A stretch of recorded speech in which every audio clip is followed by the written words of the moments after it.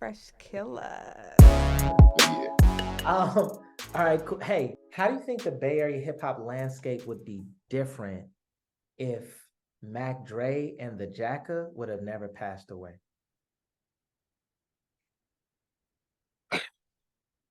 Because while you think about it, I think that what they ended up calling hypey and how they ended up capitalizing and Fizz music and all that. I think that Mac Dre was an artist that was going through like a lot of seasons and super creative. And I think that he Mhm. would have been able to control that wave.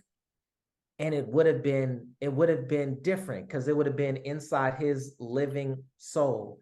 And he would have came out with different things and he would have expanded, he would have grown, it was just a lot of stuff. He had a lot of range, but I think they took the partying and the pill pop, they took all that stuff out of it. And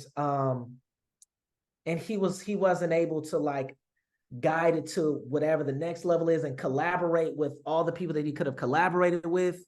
And I think the Mhm. Jacka, that's so significant because the Jacka, I think, was the last great mob music purist that that still had the potential to like crossover. To Mhm. not cross over, but like go nationwide. You know what I'm saying?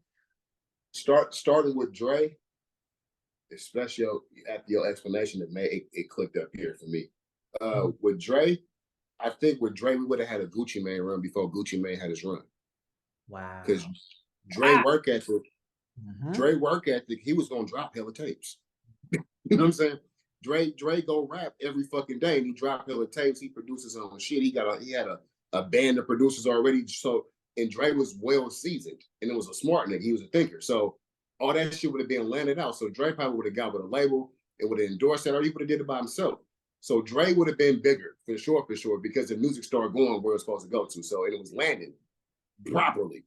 So like you said, the collaborations would have got bigger. You would have heard of Mac Dre, uh, uh, uh, Pimp C song. You would have heard of Mac Dre, new young hot nigga, whoever it is at that point in time. You know what I'm saying? You would have heard that collaboration. Like, well, who was it? Webby was in Boosie. You know what I'm saying? You would have heard these songs would have happened. Like for sure, for sure. Mac Dre So, on the Give Me That remix. bruh, bruh, that would have. How would that not happen? You know what I'm saying? Like Mac Dre on "Give Me That," bro. Perfect. That's perfect. Like that couldn't have been said any better. That would have happened. So we would have got, and I think that would have just opened up Dre even more because Dre can adapt to any type of music.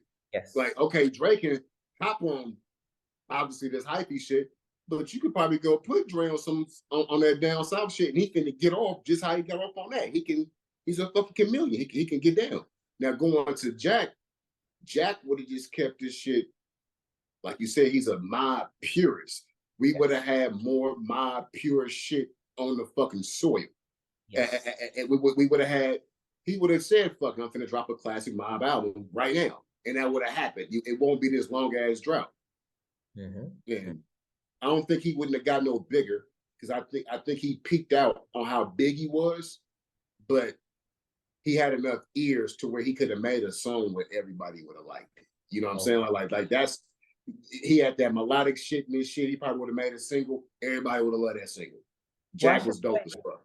he cracked the code as far as getting radio play.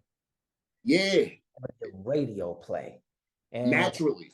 yeah, yes. And almost all other Bay Area rappers, unfortunately, don't get that radio station push. But he was able to. Unless you got that bag, you gotta have this. This is